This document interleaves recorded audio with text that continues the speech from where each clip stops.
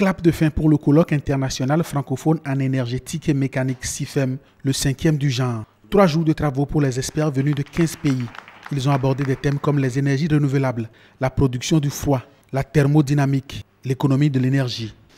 La diversité des thèmes que vous avez abordés montre le caractère, je dirais, avant-gardiste que vous avez adopté et la diversité aussi et la richesse que j'ai vue des différents participants au niveau de leurs expériences variées montre qu'on ne peut qu'encourager, en tout cas c'est ce que fait le gouvernement du Bénin, on ne peut qu'encourager ce type d'initiative.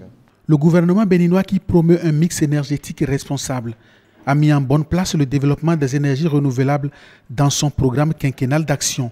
Le gouvernement du Bénin, dans le cadre de son plan d'action, a accordé une place, je dirais, privilégiée au secteur, puisque sur les 45 projets phares du plan d'action du gouvernement, 10% sont consacrés au secteur de l'énergie et un des 4 projets phares pour les énergies renouvelables et un autre pour l'assainissement du secteur et son encouragement.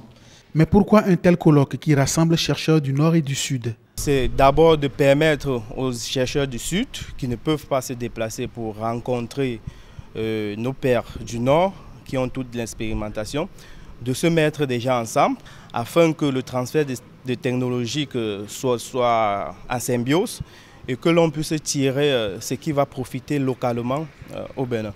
L'aspect le plus important, c'est de se rencontrer en fait, d'établir des liens humains afin de tisser des liens. On discute avec les gens et si les choses sont intéressantes, si on sent qu'il y a une chimie qui s'installe, eh bien on essaie d'élaborer des projets avec nous.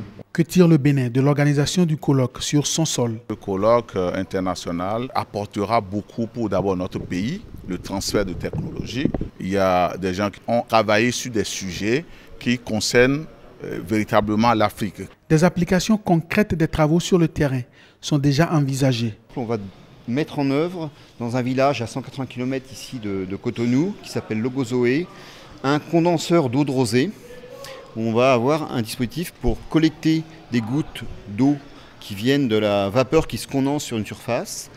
On va mettre un premier dispositif pour avoir des tests et voir plus tard si on ne peut pas développer à plus grande échelle un système qui va pouvoir avoir une accumulation d'eau dédiée pour ce village qui actuellement a un problème de pollution d'une rivière liée à une activité d'une industrie qui est polluante pour cette région.